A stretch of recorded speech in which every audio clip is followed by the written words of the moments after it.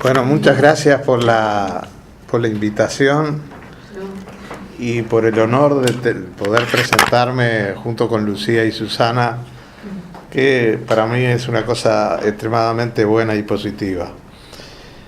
Yo voy a hacer el análisis del 68 en función de lo que fue la década del 60, tratando de explicar algunos fenómenos, pero sobre todo sobre la base de testimonios. ¿Dónde estuve? ¿Qué hice? ¿Qué tenía que ver con todo ese periodo de la década del 60? En realidad, el 68 uno lo mira con extraordinario optimismo, porque uno sentía que la revolución estaba a la vuelta de la esquina, que las utopías, como dice Eduardo, son la búsqueda hacia dónde vamos. Probablemente sentíamos que íbamos a realizar la utopía, que llegábamos a la utopía, para contradecir a Eduardo seguramente.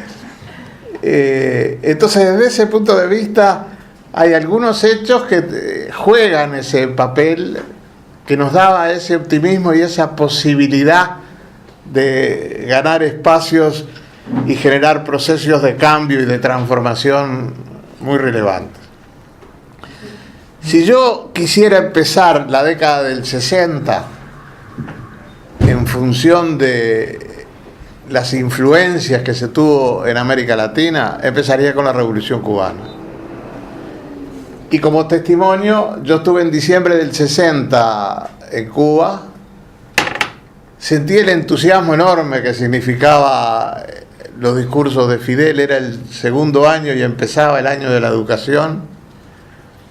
Iba teniendo emociones todos los días y de noche con Enrique Rodríguez en el hotel nos peleábamos sobre lo que veíamos y cómo veíamos. Estaba Héctor, estaba Peloduro, qué sé yo, estaba la Alba Roballo. Pero lo que más me acuerdo y lo que más sentí fue al Che Guevara en la televisión. Venía el Che Guevara de una reunión en Argelia y entonces me impactó sus posiciones, me impactó enormemente la crítica al socialismo real y a la Unión Soviética. Esa charla que da en televisión el Che, al otro día sale en Granma, yo agarro Granma, subrayo, la leo varias veces, quedé brutalmente impactado, y seguramente la Revolución Cubana y el Che deben de tener mucho que ver con aquellos optimismos que sentíamos en la década del 60. La Revolución Cubana preocupó sin duda a los Estados Unidos, que generó en el año 61 la invasión a Bahía de Cochinos y fracasó, pero también la Revolución Cubana y el temor de que la Revolución Cubana se expandiera por el resto de América Latina generó para Estados Unidos la Alianza para el Progreso. La Alianza para el Progreso fue una propuesta donde Estados Unidos iba a colocar $20.000 millones de esa época. Habría que multiplicarlo seguro por 10 o por 20 para tener los dólares actuales. Y se planteaba una serie de cambios, una serie de transformaciones, que yo diría para la época eran relativamente progresistas, porque tenían mucho el pensamiento de la CEPAL, con reformas de aquella época, y incluía la planificación. La planificación era extraordinariamente importante para la Alianza para el Progreso. Entonces, la Alianza para el Progreso, que surge para enfrentar a la Revolución Cubana, genera procesos de planificación que en el Uruguay se concretan en la creación de la CIDE, aquella CIDE que dirigió Enrique Iglesias, y que yo me siento fundador, porque fui de los primeros que llegué a trabajar a esa CIDE en ese periodo. Antes de llegar a la CIDE, en la conferencia de la Alianza para el Progreso vino el Che Guevara. Entonces yo, estudiante, tenía que ver al Che Guevara. Y la verdad que lo que me pasó fue que con unos amigos, estaba Antonio, tu hermano, Antonio Pérez conmigo, con unos amigos entramos al Hotel Nogaró con unas cédulas de delegados uruguayos, que no éramos nosotros, por supuesto que éramos estudiantes. Yo en Cuba había estado con el ministro de Economía, Regino Botti, y había estado con Noyola, ministro de Planificación, en esos días que estuve en Cuba. Y Noyola estaba en la delegación, era un mexicano que quedó en Cuba. Y entonces yo llamé a Noyola para ver cómo hacíamos para poder estar con el Che, para poder ver al Che. En un momento un compañero se me iba y Noyola venía y yo quería que él lo viera y salí para afuera y había una cantidad de gente que me miraba, civiles, todos, yo no tenía idea quiénes eran. Y por supuesto, cuando quise entrar de nuevo, me pidieron la cédula de identidad y la cédula de identidad no iba a coincidir con la tarjeta de entrada y dije que no tenía cédula de identidad, entonces me dijeron no puede entrar. Salí para afuera, me quedé una media hora, al final vino un policía y el policía me dijo, ¿usted tiene cédula de identidad? Sí, ¿cómo no voy a tener cédula de identidad? Entonces venga y pasa, tranquilo, me dijo. Fui, mostré la cédula de identidad y la consecuencia fue que me llevaron preso. Una vez que me llevaron preso, mis amigos estudiantes le fueron a pedir a Enrique Iglesias que me sacara. Que Enrique Iglesias era de la delegación uruguaya de la Alianza para el Progreso, que fue de las figuras importantes. Iglesias le dijo, Alberto siempre está metiendo lío, no voy nada, dijo. Entonces consiguieron que estaba Raúl Ibarra San Martín, que después fue ministro de Hacienda después de Assini, que era profesor de la facultad y me conocía perfectamente y fui y me sacó. Y de noche fuimos al Hotel Playa, el Che estaba con un ataque de asma impresionante, pero primero hablamos con Noyola y me acuerdo que estaba con un compañero mío, Raúl Trastenberg, y estaba lleno de argentinos, había como una cantidad, había como 100 personas ahí en el hotel, y Raúl y yo empezamos a hacer preguntas. Los argentinos estaban convencidos que habíamos estudiado en la Unión Soviética, que si no, no podíamos saber todas las cosas que sabíamos, éramos estudiantes nada más, ¿no? Hasta que bajó el Che con un ataque de asma brutal, y ahí tenés esa sensación de que estás con un líder, que estás con una figura excepcional, ¿no es cierto? Siempre me acuerdo que le pregunté, yo seguía mucho Marcha y a Quijano, ¿no es cierto?, las editoriales de Quijano. Y Quijano hablaba del imperialismo brasileño en el año 61. Y le pregunté al Che por el imperialismo brasileño. Y el Che me contestó, cada vez que veas el imperialismo brasileño, fíjate si atrás no hay una empresa norteamericana. Me dijo el Che. Bueno, la Alianza para el Progreso genera la CIDE. Yo trabajo allí, llego a ser el jefe de la política económica, era muy joven, pero allí llegué. La CIDE se transformó en la Oficina de Planeamiento y Presupuesto. Faropa fue el primer director, yo era su asistente de clase en el curso, era un profesor de la facultad. Faropa me dijo, vos no das ninguna clase más, la voy a dar todas yo, porque para mí es más fácil dar clases que para... Y vos te dedicás permanentemente a la oficina, y funcionaba de segundo, no me sentía gobierno ni mucho menos, era el gobierno de Gestido. Allí en ese momento yo sentí que estaba en una etapa de un privilegio total, porque haber trabajado en la CIDE, haber trabajado en la Oficina de Planeamiento me había dado una experiencia y me había dado unos conocimientos realmente excepcionales. Y esos conocimientos los vertí cuando Faropa se va y yo siento que la Oficina de Planeamiento se corre hacia la derecha, yo me retiro y me voy al Instituto de Economía a trabajar con mis amigos del Instituto de Economía. Y allí sacamos dos cosas que fueron también importantes para la izquierda de alguna manera. Uno fue un libro del 67 que se llamó El Fondo Monetario Internacional y la Crisis Económica Nacional, que escribimos con Lichtenstein, pero con participación de otros compañeros. Y después escribimos El Proceso Económico del Uruguay, que ahora veo que están investigando, porque resulta que los presos políticos en la cárcel leían El Proceso Económico del Uruguay. Y los libros de la CIDE. Y los libros de la CIDE. Para recordar los compañeros, ahí estaba Octavio Rodríguez, que fue el que escribía sobre todo sobre la dependencia.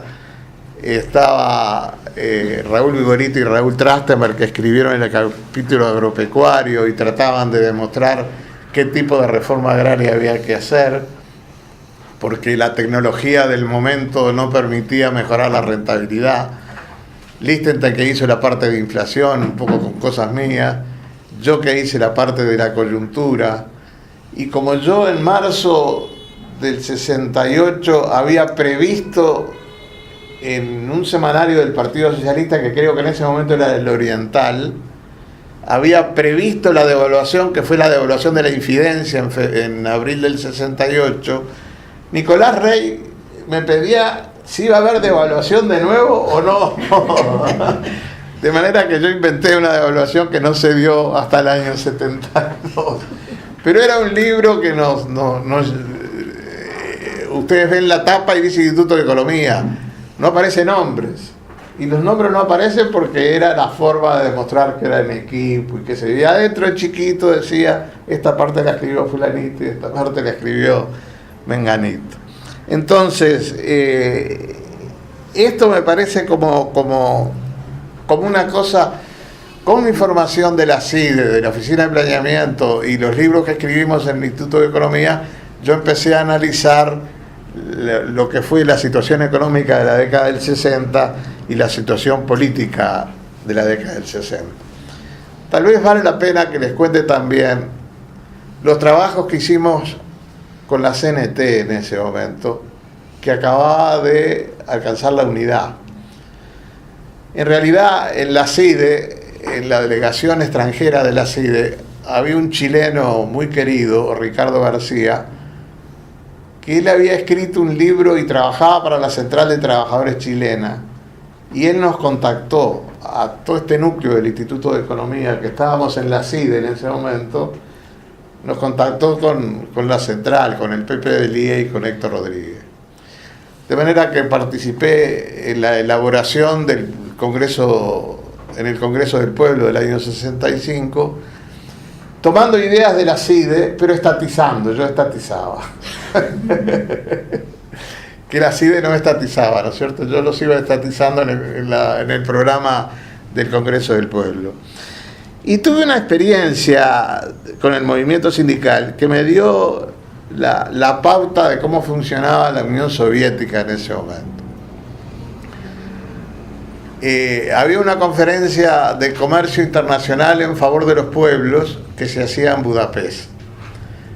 La delegación uruguaya era Pastorino, Pietrarroya, Héctor Rodríguez, y yo iba como asesor económico.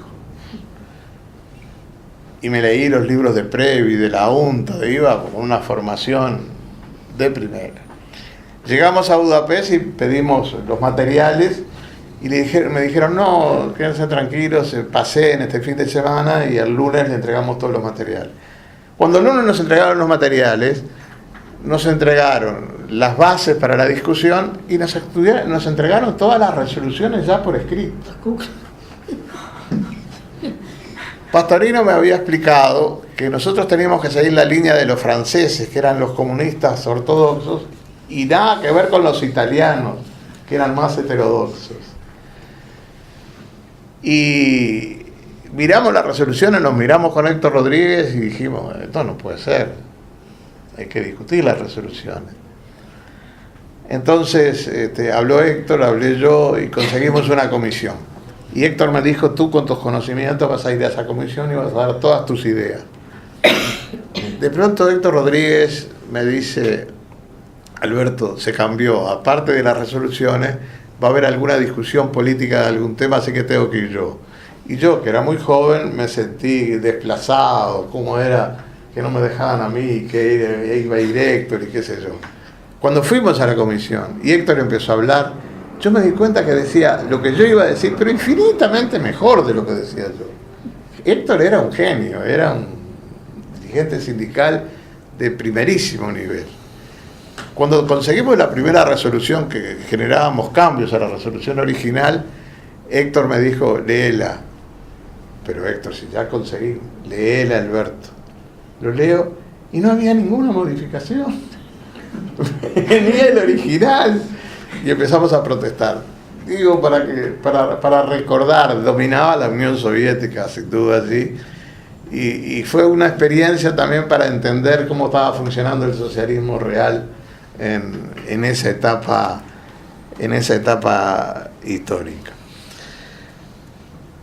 ¿Qué fue lo que pasó en la década del 60? Primero tenemos una situación económica de estancamiento que viene del año 57 y que va a toda la década del 60. En segundo lugar, hay una crisis bancaria del Banco Mercantil en el año 65. Allí va una delegación uruguaya dirigida, armada por Enrique Iglesias a Estados Unidos. Ahí nos quisieron copar la CIDE. Como anécdota, vino Martins, el ministro de Hacienda, con Héctor Lorenzo Ríos, el viceministro, a decirnos que le entregáramos todos los documentos de la CIDE, porque si ellos con esos documentos iban a ganar las elecciones del año 66. Y quería que le entregáramos todo. El argentino que dirigía la parte de extranjeros recibió a Martins y me mandó a mí que yo recibiera a Héctor Lorenzo Ríos. No les dimos nada, por supuesto, pero da la pauta de los fenómenos que se daban en la época. Entonces había un problema de deuda, por eso fue esa misión a Estados Unidos, donde fue Bukele, fue Faropa, el segundo de Relaciones Exteriores, y la presidía Wilson Ferreira, esa delegación. Y lo que yo sentía que había mucho era enfrentamiento de clases. Y yo escribía de que se profundizaba la lucha de clases en la década del 60. Algunos elementos para entender el fenómeno. En el año 67, que yo estaba en la oficina de planeamiento, tuve hasta octubre del 67, Gestido murió en diciembre, Faropa se va en octubre, junto con Michelini, que era ministro de Industria, junto con Alba Roballo, que era ministra de Trabajo, se queda Flores Mora. La inflación llegó a 3 dígitos, a más de 100. ¿Cómo la explicábamos en ese momento? En función de que había una puja por la distribución del ingreso entre distintos sectores sociales. Los exportadores y los laneros, productores y exportadores de lana sobre todo, mantenían la producción y no la vendían porque el precio internacional estaba bajo y entonces querían una gran devaluación para poder vender. Y se retenían la lana y el gobierno se limitaba y en un momento determinado el gobierno hizo la devaluación. Cuando hace la devaluación el gobierno, ocurre que sube el precio de la carne para el mercado, suben los productos de exportación que también se consumen en el mercado interno. Sube el precio de la carne, sube el precio del trigo, por lo tanto del pan, sube el precio de la leche y suben los productos importados, los insumos, el petróleo y así sucesivamente. Y se genera inflación como consecuencia de la devaluación. En ese momento, los trabajadores organizados, urbanizados, que recién habían creado la CNT, proponen que en vez de una vez al año las negociaciones sean 2 veces, y si eran 2 proponen que fueran 3, pero consiguen aumento de salario. Y detrás venían los industriales, que resintieron que la materia prima agropecuaria había subido de precio, que los salarios habían subido, que los insumos importados habían subido y tenían que subir los precios. Y cuando subían los precios se habían comido ya la devaluación, de manera que otra vez venía el fenómeno donde otra vez volvían a pedir nuevas devaluaciones. Y en ese momento, y esto es muy importante, los bancos aprovechaban de esa inflación y generaban procesos especulativos por el cual la inflación había llegado, me acuerdo, en el 67 a 129% al año. ¿Cómo se corta? Se corta en el 68 con una congelación de precios y salarios, donde los que golpean a los trabajadores se los llevan presos. Hay una represión brutal en el 68, se llevan presos a los trabajadores, ¿no es cierto? Y la congelación de precios y el mantenimiento del tipo de cambio hizo que la inflación bajara muy, muy fuertemente. Y se da en esta conflictividad, donde yo pongo en un punto a los exportadores y a los productores rurales, o la oligarquía latifundista, como decíamos en la época. La rosca. La rosca. La rosca era de Vivian Trías. Y del otro lado los obreros urbanos organizados. Ahí estaba el enfrentamiento. Y en ese momento en que sale Faropa y sale Álvaro Ballo y Michelini y Vasconcellos del gobierno, quienes entran son Frick Davis, Eduardo Jiménez de Aréchaga, César Charlone y Peirano Facio. Ahí tenés bien clara el enfrentamiento de clases que uno sentía en ese momento. Entonces, desde este punto de vista, estos elementos sin duda influyen enormemente, y desde afuera creamos la concepción de la dependencia, sobre todo en el proceso económico del Uruguay, como un elemento de extracción de excedentes y de pérdida de autonomía para la política económica, como consecuencia de la influencia, por ejemplo, del Fondo Monetario, del Banco Mundial, y así sucesivamente. Y se dan también algunos elementos políticos no menores. Por ejemplo, nada menos ni nada más que la creación del Movimiento Sindical Unido y la creación de la guerrilla urbana del Movimiento de Liberación Nacional, que también tenía un grado de influencia muy grande. Sentíamos, cuando escribíamos, cuando avanzábamos, que las chances de transformaciones eran muy grandes, que era posible, que era factible llegar a modificaciones, incluso no solo políticas, económicas y sociales, sino también en el plano cultural. Y lo que recuerdo concreto, bueno, por supuesto, desde el punto de vista político, no valorábamos la democracia. Incluso hablábamos de democracia con K muchas veces en la década del 60. Entonces, lo que más recuerdo yo del 68, donde yo ya era un poquito grande, ya había estado en la CIDE, había escrito, ya había hecho eso, fue la muerte de Liberarse. Porque sentí que había habido una sensación de que toda la sociedad sentía lo que era el valor de la vida, y el valor de la vida era muy importante. También el Movimiento de Liberación Nacional en algún momento tuvo en cuenta el valor de la vida. De manera que fui al velorio, y el velorio era en la universidad, y era impresionante la cantidad de gente. Y era de todos los sectores sociales y de los sectores políticos. Yo me acuerdo a Monseñor Partelli, lo estoy viendo, en el velorio de Liberarse. Y cuando se hace el entierro, yo que estudiaba ciencias económicas y que era contador economista, me paraba en una esquina y hacía cálculos de cuánto tiempo por minuto significaba que pasaba la gente, y calculaba cuántos habían pasado. Y yo calculé que en el entierro de Liberarse la cantidad de gente que había era 170.000 personas. Superado después por el acto en la Avenida Libertador, en Agraciada, por el Frente Amplio, en el acto del año 71. Y bueno, yo creo que todos estos elementos sirvieron como antecedente para entender este fenómeno del 68 y sobre todo para entender por qué hubo chances de que se generase un Frente Amplio único en América Latina con un grado de unidad excepcional, que es lo que nos diferencia del resto de la izquierda. Y que al decir de Seregni, decía, el Frente Amplio nació para salvar la democracia. Y yo trabajé con Seregni desde enero del 71 hasta diciembre del 88, incluyendo mi exilio y incluyendo su prisión, ¿no es cierto? Y cuando volví del exilio, en vez de democracia con K, sentí que la democracia era muy importante. Y sentí también que los acuerdos sociales eran muy importantes. Pero las clases sociales no hay que perderlas, hay que entenderlas, y hay a veces que acordar y a veces que enfrentar. Muchas gracias.